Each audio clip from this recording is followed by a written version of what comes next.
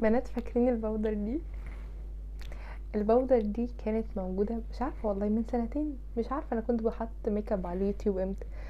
المهم ان البودر دي بتاعت مايت سينما، اكيد اكيد فاكرينها، وكان في منها الاصدار ده وكان في منها اصدار تاني، بس انا كنت جايبة بس الاصدارين دول.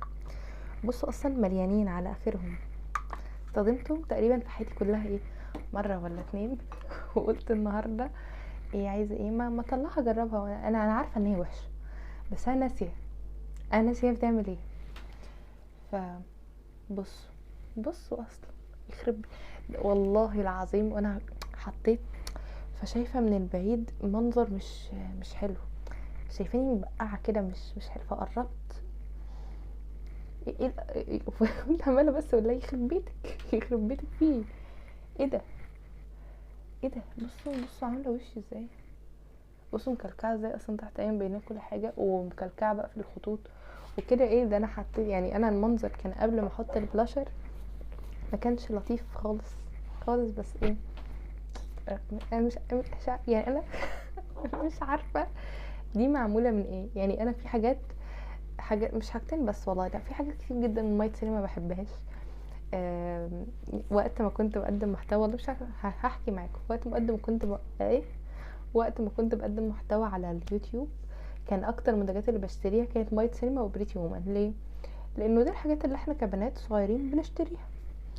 فكان بيجيلي كومنتس من ناس قرايبي كمان، اللي هو بطلت تشتري المنتجات دي، يعني خلاص اعلي بقى بالمستوى. وانا كان عندي وجهة نظر معينة ان دي الحاجات اللي احنا بنشتريها وبتاع.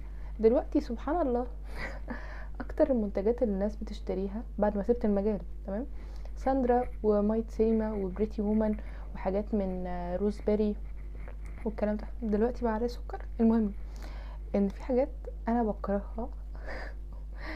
انا والله شاطره جدا في الميك اب والكلام ده، من مايت سينما، منها اي ايشادو من مايت سينما بشع، اي باودر من مايت سينما، فاونديشنز مايت سينما، كونسيلرز مايت سينما، مفيش من مايت سينما حاجه حلوه غير مثلا ايه، كانوا حطوا اصدارين كونسيلرز حلوين، البلاشرز الباودر والكريم بتوعهم حلوين، الهايلايترز الباودر والكريم بتوعهم حلوين، الماسكارات لا، ايلاينرز لا، ارواج في حلوين وفي وحشين، لان هم من نوع الارواج اللي بيأكسدوا. كل المنتجات وحشه، كام حاجه بس حلوه.